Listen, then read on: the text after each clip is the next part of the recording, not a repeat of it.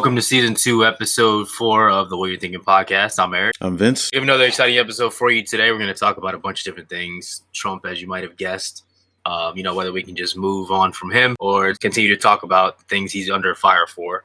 We're also going to talk about Jeff Bezos stepping down from Amazon and a few different hear me out topics that definitely will pique your interest, I think. But we're going to save that for the end of the show. Okay, so for today's segments, for the hit the brakes or carry on topics, for the first one we have, should Trump be investigated or forever forgotten? What do you think? Do you want to hit the brakes or do you want to carry on from that? I'd say hit the brakes. But what I have to say is pretty brief. I just think, like, every once in a while, life will let you see people get what they have coming to them. And I think it's a beautiful thing when you get to see that. So I think we should definitely, be here and watch and talk about all the lawsuits against him. Like, I want to see this man go down. It's definitely personal for me just as a person of color. And just seeing how, what he's brought out in this country, making it socially acceptable to be divisive and hateful and all that stuff. So I say, yeah, let's definitely investigate him. And they should definitely still investigate him because it's, one, he voted the insurrection that happened on, the Capitol January 6th.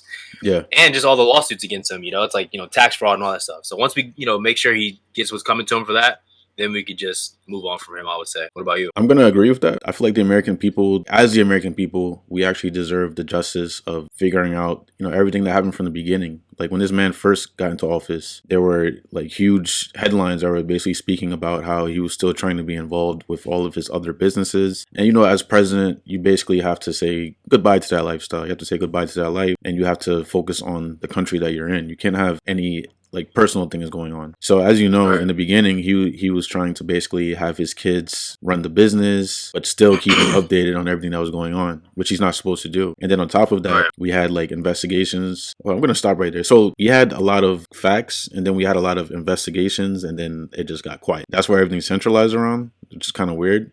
And the fact that they believe that he had the Russians hacking the ballots, everything that was happening.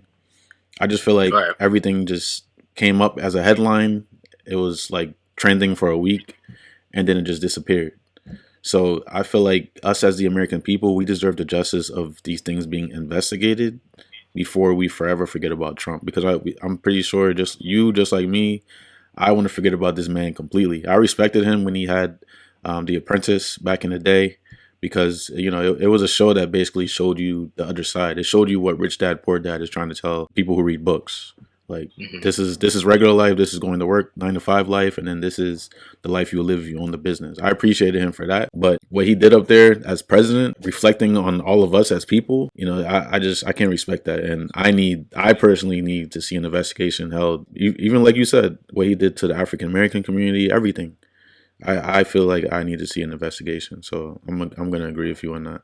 All right. So the next topic is, will another stimulus really help Americans? Do you want to hit the brakes or do you want to carry on from that? I'd say carry on. I think it's kind of self-explanatory. It would buy some time to get back until we get back to normalcy, but I don't really have much to say about it besides that. Okay. And the next topic is it's a pretty viral topic, I think, as of right now, 2020 going into 2021. And the topic is, should all rappers consider security? Do you want to hit the brakes or do you want to carry on from that? I say let's hit the brakes. That's an interesting topic for sure. I think all rappers need security for a plethora of reasons, to be honest with you. Firstly, because they have valuables, with the money they carry on them, the jewelry, the cars, all that stuff. Secondly, they have close haters. I mean, we see that with Pop Smoke. We see that with so many people. R.I.P. R.I.P. to those guys, man. It's like, you see that where you make it and there's people within your circle, or at least in this social circles, not necessarily your tight group, that you're an arm's length of. And then when you make it big enough, they take you out. And so that's the second reason. But then thirdly, let's be honest, I love rap, but they be talking crazy sometimes. So, if you say a certain thing that's too disrespectful, there's so many bars to go back to. If you look at the Drake and Tyga beef, where he said, at the time where he couldn't admit being, dating Kylie because she was 17. And Drake said basically him talking about him in the Vibe magazine, say you need to act your age, not your girl's age. And then you got the same thing with Drake and And thing with Drake and Meek Mill too. Is that a world tour, your girl's tour? They just be talking crazy sometimes. But if you're going to talk like that, you need to be safe. Otherwise, it's kind of putting yourself in harm's way. Yeah, exactly. So I think definitely they should have security. All of them should. What do you think? I agree. Rappers definitely need security. At the end of the day, you're kind of on the same level as the president as far as people who support you. As a president, it's more professional, yes. But You know, you have a fan base. You have people who voted for you during the election. Those are your fans, in other words. Right. So if you're a rapper and you have fans, you're gonna have detractors. You're gonna have people who don't want you to win. You're gonna have people who don't want to hear your music anymore, and they'll do anything to stop that from happening. So, me personally, I don't understand why a lot of rappers don't have security. And like you said, these guys, they say things in these songs that are like, I'll walk past you, say it in my head, and keep it moving. I wouldn't even say it out loud. The things that these guys say in their music. Right. So it's like if you're gonna say certain things in your song, so like let's just throw it back. Let's have a throwback moment real quick. You know what happened every time in like middle school or high school whenever someone had a yo mama joke after school at That's 3 o'clock. Yeah, it was instant on and popping at 3 o'clock after school. You know, so Yep. basically, if you're gonna say something, you need to expect a reaction. And in their case, their life is on the line. So if the reaction is gonna be your mom burying you at 20 years old, 26 years old, like you need to do the adjustment. It's either you're gonna fix those rhymes, or you're gonna get the security, wear a bulletproof vest, and actually care about your life. Yeah, because it never needs to spiral into that actual beef. But if you're a rapper, you're literally a recording artist that's saying things that is reaching so many people. Yeah. You know, just as a precaution, you need security for sure. I think that's not even debatable. Yeah, you have so many opinions, and I don't mean to extend it, but like you have to kind of think about history. Look at Tupac and Biggie. Like back in those days, it was mainly word of mouth, and like a lot of things these guys were saying, they were actually feeling what they were saying, but maybe they weren't too pressed on security or anything like that, because rapping was like a new thing. You know, it was like the TikTok for those guys. It was something new to try out. And the fact that these guys were being successful, you know, it was huge. You had Dr. Dre, you had Jay-Z, you had all these guys coming up around that time as well. That's when rap was pretty fresh. We're talking about 20-something years later, guys are still dying over their lyrics. Like, come on, man. Thankfully, not as much, because back then it was like the primary reaction was throw hands or shoot, you know? Yeah. Now it's, you know, calmed down to an extent. Yeah, exactly. But still, you know, people are still dying over it, though. All right, so next topic. Will Super Bowl Sunday live up to his name without social gatherings? Do you want to hit the brakes, or do you want to carry on from that? We can hit the brakes. I think that's an interesting topic, just because a lot of people have worried about the continuation of sports going on since the pandemic started. And, you know, I mean, the bubble, that's something the NBA did when they were in there from July 7th. I believe they showed up July 31st, the season started. And the season concluded on October 11th when the Lakers won the championship. And they were able to do that whole bubble with not one positive test. So that right there goes to show, you know, they're taking the right precautions. There were breakouts in the MLB. There's been breakouts in the NFL. And then now the new NBA season's back and they're not in the bubble. There's been some breakouts where they do contact tracing, so they're on top of it. But it just brings to that interesting question of, like, should sports be going on now since we're in the middle of a pandemic? And I think for sure, just like I know something we've talked about in the past is like mental health. I think it helps with mental health big time, because that's like a slice of normalcy that we get to have. It's like, okay, I may be stressed at work. I may be on the brink of losing my job, or some people on the brink of losing my home, or know somebody who's in one of those fields. But I can look to the sports. I can see the Lakers beat the Heat or something. You know, like it makes you feel like how life was before the pandemic. The fact that you can see that, because a lot of people look at sports as an escape. So I think that the Super Bowl definitely will. It's like a slice of normalcy we get to have. It's a completion, really, of sports in the middle of a pandemic. That's a successful season. Yeah, I definitely agree with that. And I'm glad you pulled up the mental health part of it.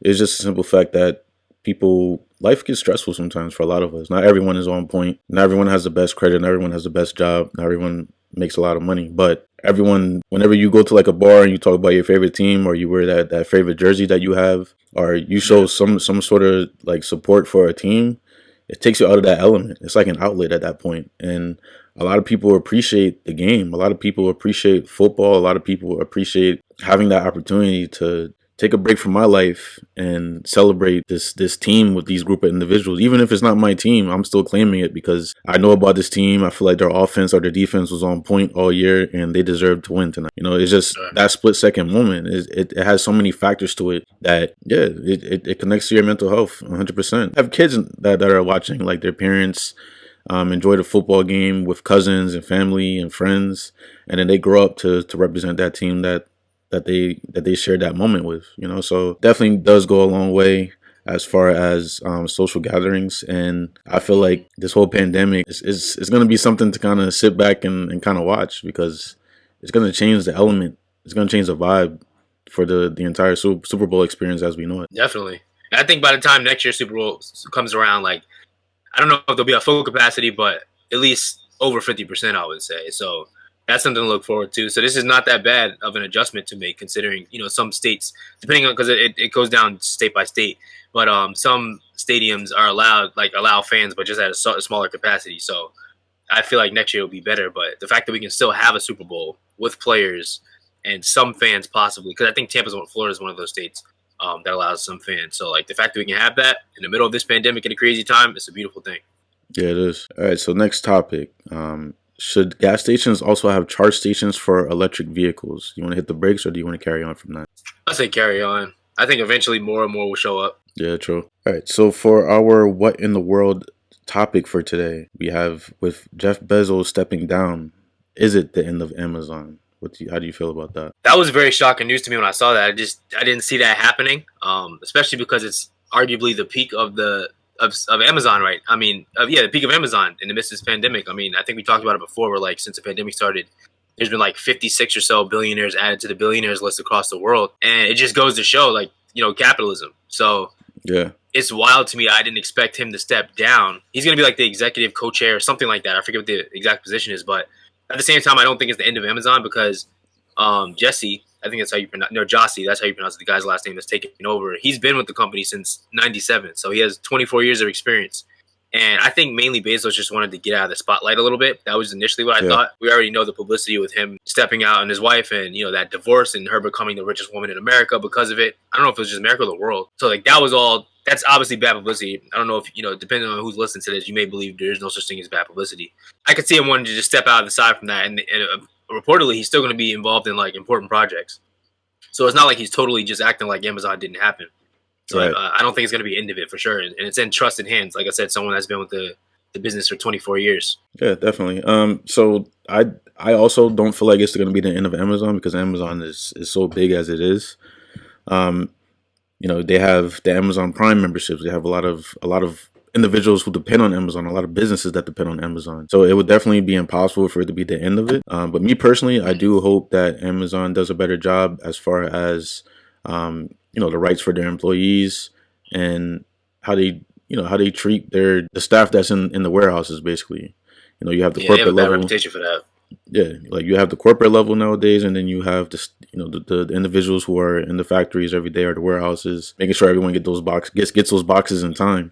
And I'm not sure if you remember, but earlier in the pandemic, there were a lot of staff like online, basically like complaining and showing everyone that, like, I think they were doing like Facebook Live videos where they were showing how no one's social distancing. We don't have masks. We don't have the proper gear, but we're still expected to get your Amazon package out by the next day.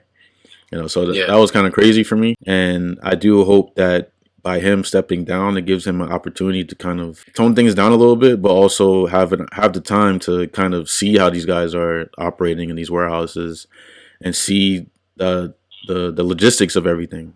I mean, even though he was seeing it from a CEO level, it's just now he has the opportunity to see things not such as just numbers all the time, or like as see the human element. Yeah, like it's no longer a chart in Excel. Like this is someone's day-to-day life, and you can kind of either choose to impact on it or ignore it. But I feel like that wouldn't be in his favor, and I feel like that's something that Amazon definitely would need to step up, because everyone hates to be in the media. Everyone hates to have individuals who aren't actually enjoying the workplace, and on top of that, no one wants to be a Instagram or Facebook Live video. So yeah, makes sense. It's kind of like where the going postal came from, that whole saying, right? I mean, there's like a whole joke about like postal workers going crazy and snapping because they just can't take it because like the poor working conditions and all that. Like that's a real thing. So unless you want that joke to go from going postal to going Amazon, like he needs to focus on the human element of it and worry about, like you said, people's day-to-day life. That's a big role. That, like you said, that's literally someone's daily life. Like at least do something to make it somewhat pleasant. Exactly. They have no control over that. So, it should be something that he definitely considers moving forward. I agree. And for our next section, we do have the Hear Me Out topics. So for my topic, I do have why cryptocurrency is important for the future. Okay. And so the reason why I selected that topic is mainly, as everyone knows, or everyone should have kind of heard about, um, cryptocurrency is something that went up the other day. We had Doggy Coin, which was also featured in it.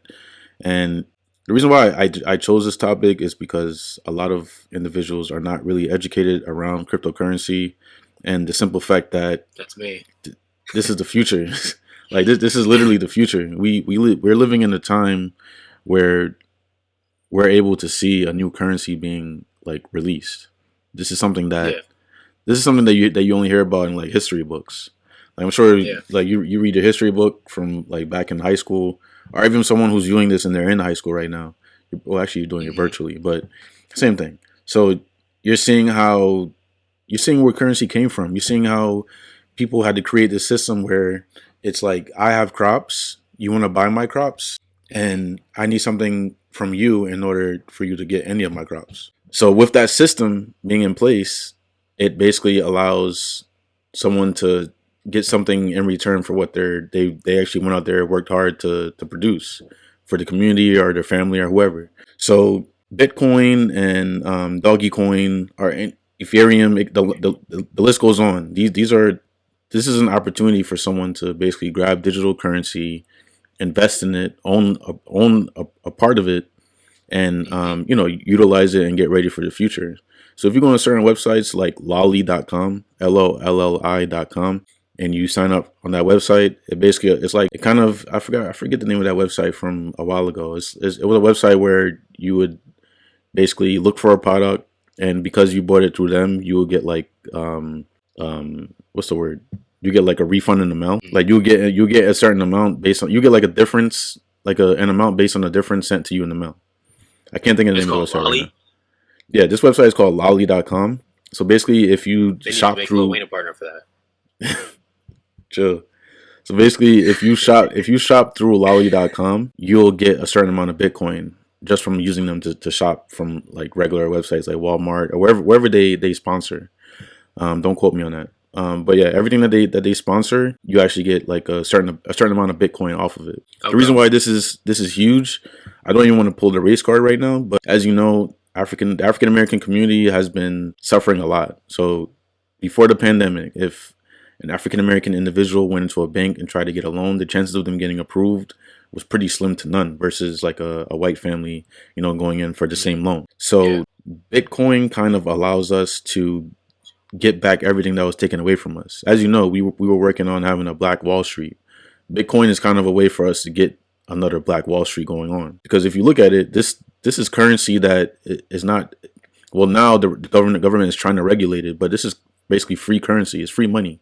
This is money that can be transferred from the US to Africa or wherever you want to send it to without worrying about paying for fees or anything like that. Bitcoin is Bitcoin, like period. So it gives us an Okay. opportunity to kind of take ownership of the Bitcoin. We can, if we have African Americans who have been working hard all these years, they saved up, a big chunk of money, or even these celebrities like Diddy or Meek Mill or whoever. If we have these guys invest majority of their money into Bitcoin and we need a loan, these guys can eventually open up a bank based on Bitcoin and give someone a loan that they're looking for, rather than going through this currency, which is the US dollar, which is going down as we're speaking right now, and worrying about getting approved for a loan. It's a huge opportunity for a lot of people because this is something that it's been blowing up for a while, but I feel like it's nearing its prime. So it's a perfect opportunity for everyone to kind of do some research and own a little bit of that Bitcoin. Me personally, I caught it a little late. It was like 7,000 for one share back in like August. But I was just testing the waters. I threw like about like $1,000 in there just to see what it will do, and Hmm. I made like $400 in the first 2 hours of me doing that. So it's something to definitely do some research on. I'm not in any way telling people what to do with their money, but the facts are there, and we've African Americans have been oppressed for so many years. I feel like this is something that we need. So Hmm. yeah, that's why I basically chose why cryptocurrency is important for the future as my topic. That's dope. No, yeah, I totally agree with you. I was looking up while you were speaking. Like, I was wondering how, like, I mean, when the U.S. dollar was created, and like you Hmm. said, it's a dope time to be in when currency is being created, because when the U.S. dollar was created, that was April 7th, 1792. That's Yeah, 229 exactly. years ago. Yeah. So this is pretty like monumental to experience, and I would recommend that anyone out there, because I personally have to do it myself, to, like you said, research it, because I think a lot of people, at least how it's come across to me, any person that's like approached me about like cryptocurrency, I've just been kind of like, oh yeah, okay, like I'll check into it, because I think in a day and age where there's so many like pyramid schemes and like so many things just seem like they're hot and then they just fail, Yeah. I think a lot of people get turned off by it. So I think if you're gonna go into it, definitely do your research as much as you possibly can, because that's what I'm gonna do to see if I want to put any money into that. I think that'll help a lot of people, like you said, give them, not just Black community, but just in general, give you a chance to financially get ahead. Yeah, exactly. Some of us need that more than others, but I definitely recommend that. I mean, the reason why I even brought up like the black community is because I feel like we've kind of had it the hardest. When businesses were booming, we were getting over slavery, and then when businesses were established, we were dealing with segregation. So every time the business world did this, there was something else that distracted us from it and made us like kind of want to hide, or build our Black Wall Street and watch it get burnt down, or like my neighbor, try to go outside and go to the store to get a bag of chips and have to worry about rocks being thrown at you or whatever. So a lot of unnecessary things happen to African American. A lot of stupid and unnecessary things happen to African Americans growing up, and I feel like there were so many opportunities to get ahead that were taken away. So like I'm not trying to throw the race card in there or anything like that, but I'm just throwing the facts. Like this is something that we dealt with. I don't think any other nationality or ethnicity had to deal with that. Right. The fact that we have a currency that allows us to get ahead of ourselves, we're not only doing it for ourselves, but we're doing it for the future. We're doing it for our ancestors because they didn't have this opportunity, and we're doing it for ourselves because not only are we, unlocking doors for future generations, but we're giving ourselves that financial education that no one else had the opportunity to get. So that's the main reason why I'm connecting it with the African American community. But by all means, I want everyone to get involved with Bitcoin and take up the opportunity while it's here. Bitcoin, they're projecting it to be worth like $100,000 in the next 3-4 years. So right now it's at like 30,000, which is pretty high. But if anyone has 30 grand lying around and they want to take a risk, I'd say throw it in Bitcoin. If you buy a couple shares of that, you're gonna have a lot of money in a couple years. I don't know if you know, but we had some guys that went to high school with us. They invested in Bitcoin back in 2013 when it was like $400 for one share. Yeah. So we have some guys that went to high school with us. They own a couple Teslas and a couple properties, and they're younger than us even.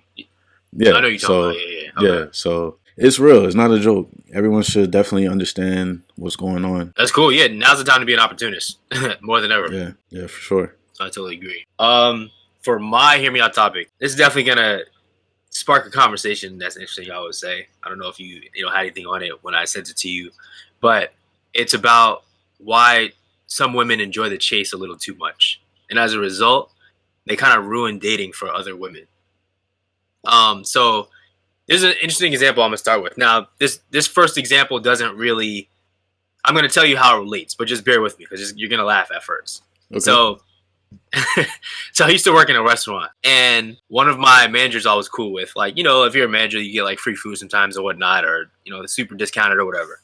So one shift we were working together, and we were talking about like lunch that day. But like it kind of goes down to like what she wants because obviously she's the manager. Yeah. And so like I asked like a few times or whatever, and I'm sitting there and then like she was like joking about like me asking like a few times about. So it was like I wanted like special like chicken strips that day or something, right? Mm-hmm. So and I could just see like she was enjoying it, right? Like me asking a few times about this chicken. Now, like I said, it's trivial. It's just chicken. It's just lunch or whatever. But so, like I always say, like, so I studied social. That was my minor in college, and I always like studying like social dynamics and how things work in terms of like society and norms and all that stuff, right? So I instantly drew the conclusion that it was similar to like dating, because think about it. I think sometimes women can look at us and kind of want to like take it out on us that we live in a patriarchy, right? So, I mean, that's just a fact that we live in a patriarchy. Like, 9 times out of 10, the person in power is a man. The person that sets social norms is a man. The person that says the status quo is a man. So, some women may kind of just want to take advantage of the opportunity, kind of like segueing from our last topic, of moments where we're vulnerable and we need something from them. And they're just kind of like, all right, I'm going to milk this cow, till it's not here, type of situation. So that's what I was thinking of when I saw like the chicken thing. Cause I'm just like, I've heard, so I have a lot of like female friends that have told me about like, oh, I've heard them like just in candid moments, just like laugh at like, oh, look how hard this dude is simping. Like, look how thirsty this guy is. Like, ha ha ha, Yeah. So since I've seen that, I'm just like, wow, like they really enjoy being able to take advantage of these moments, these little pockets in history or reality rather, where we need something from them because it's like, wait a minute, this person belongs to a sex that's usually in control of things. So I'm gonna take advantage of this moment right now where he's not in control, Yeah. And I think that that's just like an interesting thing to me, an interesting social dynamic, just because you see them enjoying that. And I'm not like a woman hater or nothing like that. I'm just saying this is just me just making observations and seeing it how it's like super interesting to me. And you definitely see it on apps. Like I know plenty of girls who have said to me like, oh yeah, I'm not gonna like meet up with anyone or probably not even talk to them on the app. Like I'm on there so we can match. It's like an ego boost. So I'm like, that's a sick thing if you think about it, because Yeah. if like, like I look at dating apps as like tiers, right? So let's say you're on a tier of you just want to smash. Let's say you're in another tier of you want something casual, or you're in another tier of you're interested in seeing where things go, what happens, and then you're in the last tier, which is like you want to find your life partner, right? Yeah. So you could match with someone on two totally different tiers, and all they have to do is front like they're on your tier to get what they want from you. So like the That's fact that crazy. you would take advantage of it, right? That's just like a crazy thing. Like, so that's what I mean. And to go back to what I was saying before, where like it kind of ruins dating for other women. I say that because it's like, okay, because I'm seeing you enjoy like me chasing, that kind of makes me feel like a hamster on a wheel. So if I get a sense of that, I'm no longer going to be like putting that much effort into the next girl possibly, because like I don't want to like feel like I have no dignity, right? I don't want to like, all right, she's going to be laughing at me the fact that I'm pursuing her. So that can ruin it for other deserving women that deserve a good guy, but now he doesn't trust that a woman authentically is like, playing hard to get or, or just being herself. And let's say I'm that guy. Like, I'm not going to trust that. And the next girl might be the one I spend my life with. But at first, it's going to take it's going to take longer for me to put those walls down because the last one kind of killed the trust. But in defense of the ladies, I'll just flip it and on the other side. But guys ruin things for other guys too in dating, I would say. Yeah, that's facts. This is like a very, yeah, I'm sure you've seen it. It's like a common thing you hear about. I mean, we already know, like people always say like guys cheat more than girls and stuff like that. Like there's statistics to prove that and not prove that and other things. So that's another topic for another day. But I would say one way that guys possibly ruin things for other guys is like ones that don't take advantage of a good woman when she's in his life. Like they want to hold on to that player thing. They want to be like, oh yeah, I'm a player. Like I got options any day of the week. Like no one could tie me down. That whole thing. So if you want to hold on to that and then you completely fumble the bag when you have a good woman in your life, the next guy that comes along is going to be genuine with a girl. Now she doesn't trust him because of the last guy wanting to be a player and not being able to commit. So like guys ruin things for guys too. So guys ruin things for guys, girls ruin things for girls. But that's basically it. What I want to say on the topic, because it's just like a mind blowing thing. Like I said, I like studying social dynamics. That's like a very interesting topic to me in many different facets.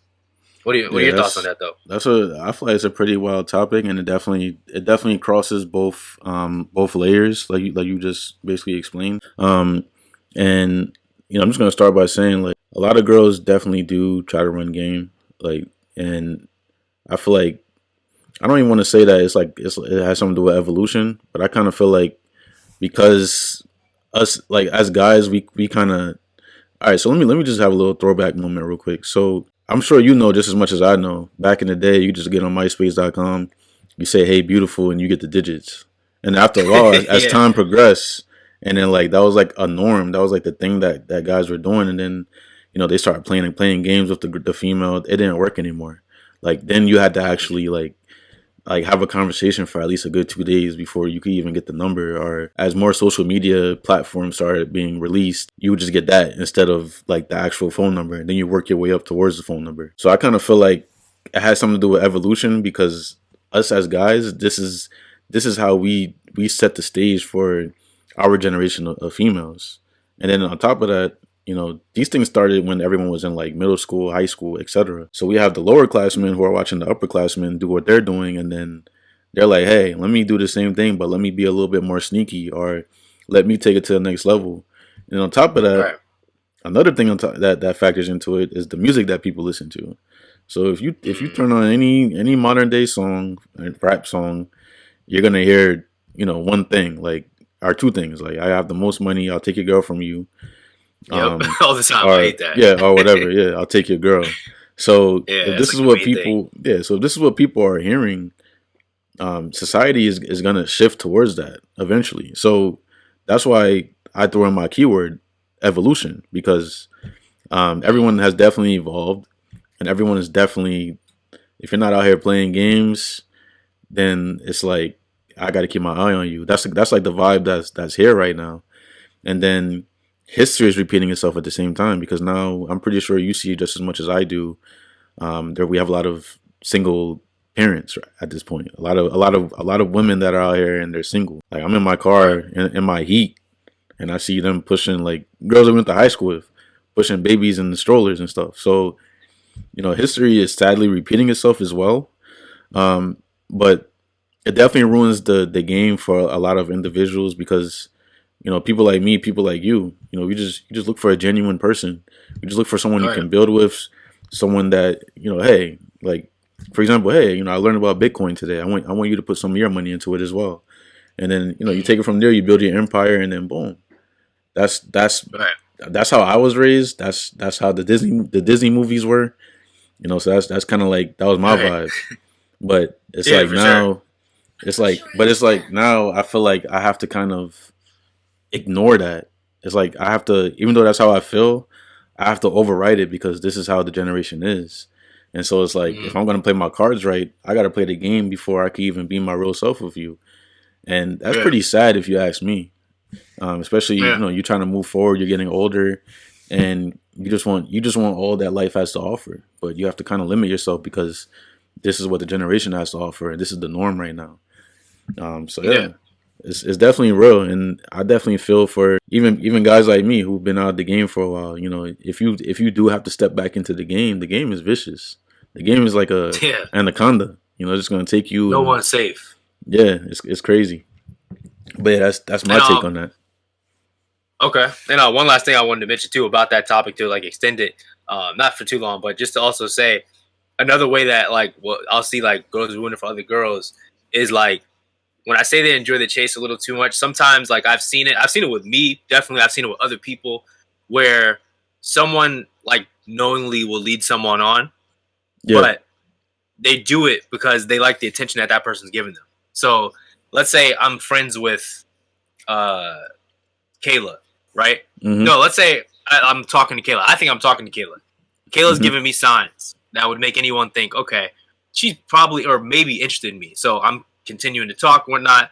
I'm kind of like giving, like subtly shooting my shot here and there. She's not rejecting it. And then it gets to a point where it's like I start applying the pressure a little bit. Good pressure, of course, nothing Mm-hmm. uncomfortable. And then they're like, oh, well, I just want to be friends, But so that whole time, I think that it's something I want to talk about for next episode, but a lack of accountability, because it's like whether they had a change of heart or whether they knew the whole time or whatever may have you, it gets to a point where they're like, oh no, like this is getting a little too close to something I don't want.